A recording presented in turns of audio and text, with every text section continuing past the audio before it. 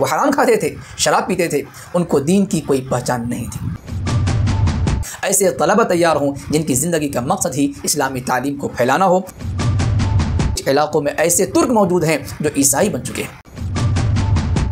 अस्सलामु अलैकुम वरहमतुल्लाहि वबरकातुहू। मैं मोहम्मद इम्तियाज़ बिलामी। मुअज़्ज़ज़ नाज़रीन, एक मरतबा फिर उम्मुल मदारिस अज़हर हिंद दारुल उलूम देवबंद का नाम विदेश में गूंजने लगा है।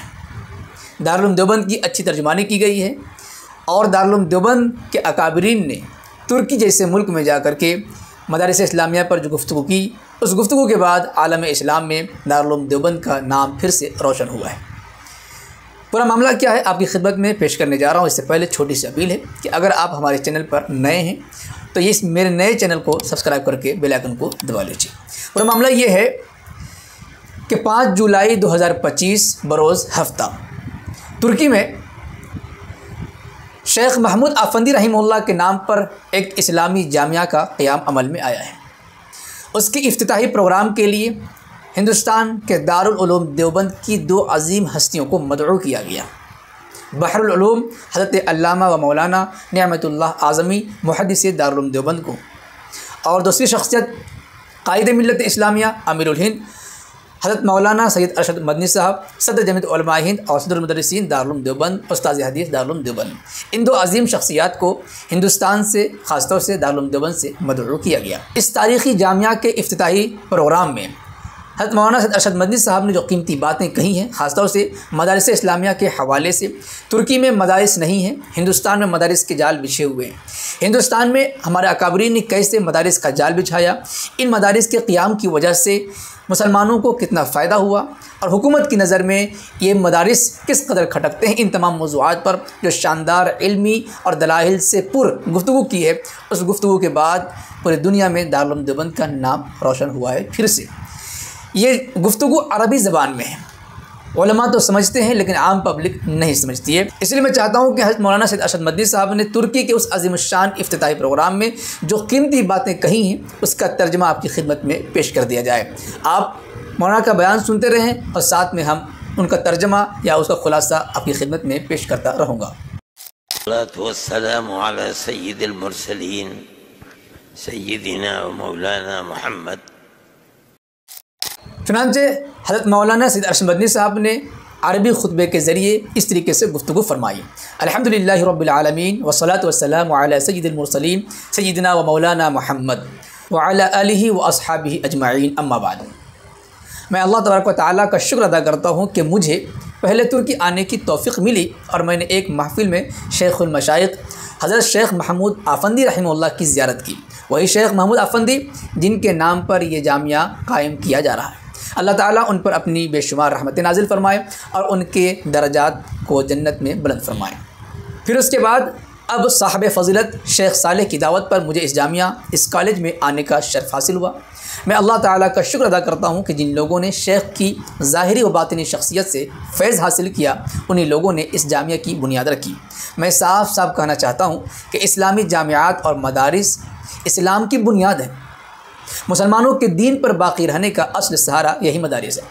आपके भाई जो शाम से हैं या तुर्की से हैं, जब वो फ़्रांस से जर्मनी जैसे ममालिक में गए तो मैं ख़ुद उनके पास गया। मैं ये बात बिल्कुल साफ़ कहता हूँ कि उनके बाप दादा अरबी ज़बान जानते थे, कुरान पढ़ते थे, नमाज़ें पढ़ते थे, रमज़ान के रोज़े रखते थे, मगर आज उनकी औलादें, उनके पोते नवासे उन मुल्कों में खिंजीर खाते हैं, शराब पीते हैं।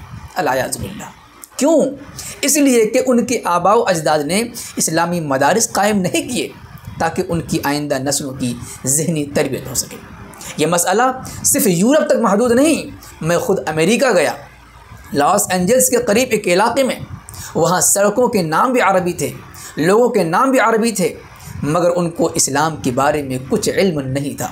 वो हराम खाते थे, शराब पीते थे, उनको दीन की कोई पहचान नहीं थी। क्यों? इसलिए कि उनके आबाओ अजदाद ने मदारिस इस्लामिया कायम नहीं किए। उनकी औलादें दीन से नाआशना हो गईं। मैं यूरोप में बरतानिया गया, एक दुकान में गया, दुकानदार ने मुझे देखकर कहा मैं मुसलमान हूँ। मैंने पूछा आप कैसे मुसलमान हैं? कहने लगा मेरी माँ यमन की थी, उसी ने मेरी तरबियत की। मैंने पूछा क्या इस्लाम के बारे में कुछ जानते हैं? कहा नहीं, कुछ नहीं जानता। भाई क्यों? क्योंकि वहाँ इस्लामी मदारिस मौजूद नहीं थे।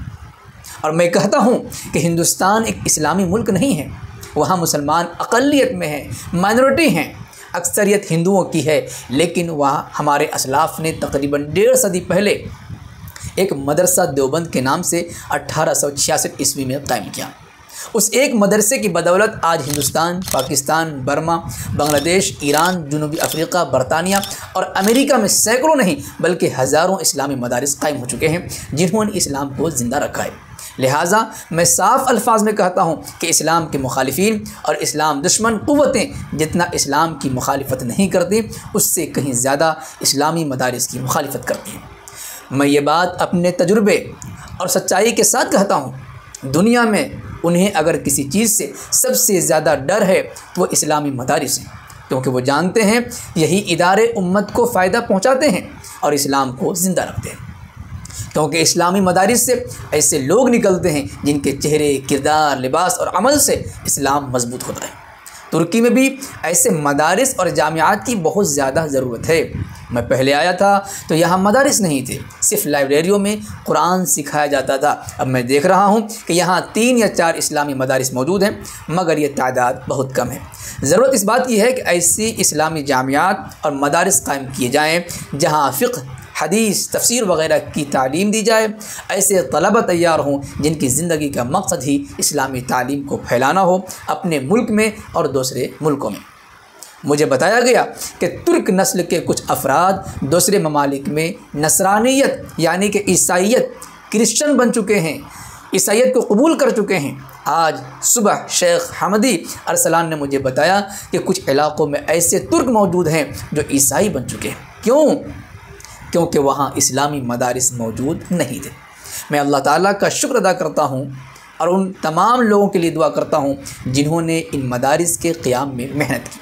शेख मोहम्मद आफंदी रहमहुल्लाह ताला के लिए भी दुआ करता हूँ कि अल्लाह ताला उनके दर्जात बुलंद फरमाए और ये सिलसिला एक मदरसे से 2 से 3 और फिर 4 और फिर पूरे मुल्क और आसपास के ममालिक में फैल जाए ताकि इस्लाम मज़ीद मजबूत हो।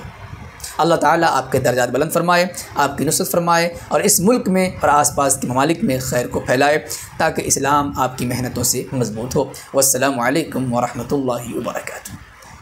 नाज़रीन व सामिईन, ये खुलासा था हज़रत मौलाना सैयद अरशद मदनी साहब दामत बरकातुहू आलिया के खुतबे और तकरीर का, जो उन्होंने तुर्की के एक जामिया के इफ्तिताही प्रोग्राम में उन्होंने तकरीर की थी, उन्होंने खुतबा दिया था। उम्मीद है पसंद आया होगा।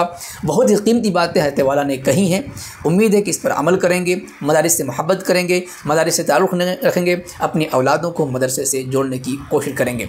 वैसे सिलसिले में आपका कुछ कहना चाहेंगे कमेंट बॉक्स में ज़रूर लिखें। वीडियो को लाइक करें और खूब शेयर करें ताकि दीगर मुसलमानों तक ये पैगाम पहुँच सके और वो भी मदारिस से जुड़ सके, मदारिस से मोहब्बत कर सके, अपनी आने वाली नस्लों की फ़िक्र के लिए मदरसों में उन्हें जोड़ सके। शुक्रिया, जज़ाकल्लाह। अस्सलामु अलैकुम वरहमतुल्लाहि वबरकातुहू।